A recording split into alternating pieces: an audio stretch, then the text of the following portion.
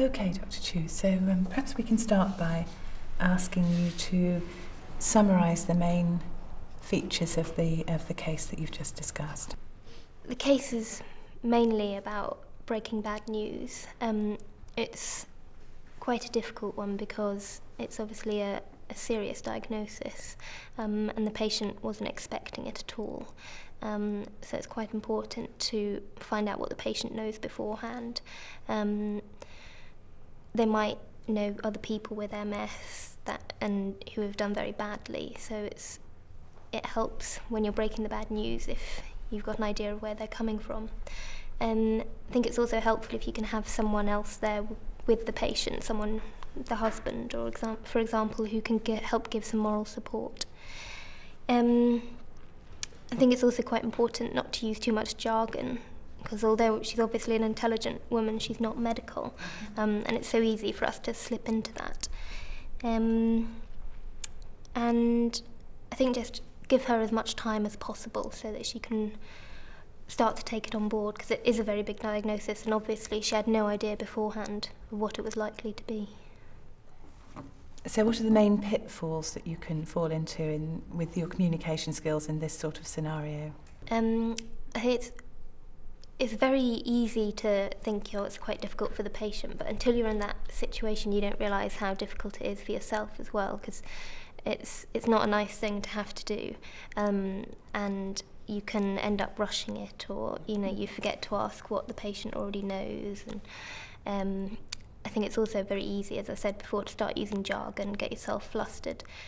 The other thing that's easy to do is try and give the patient false hope, make it not sound as bad as it is, because you don't want to upset them, which in the short term might be beneficial, but in the long term it's not. So it raises some ethical issues, doesn't it, dealing with this sort of complex problem.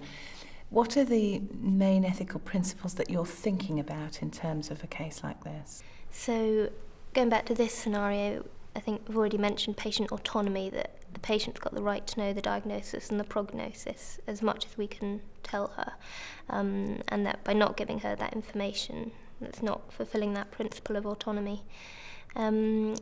The other issues that might come up in future would be justice. There's a lot of very expensive and some controversial MS treatments out there, and it may come up whether she's eligible for beta interferon treatment, etc. I think the other two principles of non-maleficence and beneficence would come up when she's at a later stage of her disease. Obviously, final stage MS is a very difficult disease, but there's an argument of when to step back from treating, when are you causing more harm than good. And I think that's very difficult and depends on individual patients and discussion with the family as well. So the issue about treatments is interesting, isn't it? It brings up the whole issue of expensive treatments, and you said some of them were controversial. Imagine she comes back to see you next week with her husband and they say, I've read about this particular drug. Why are you not giving it to me now? So I think going with autonomy is you've got to explain to the patient what treatments are there.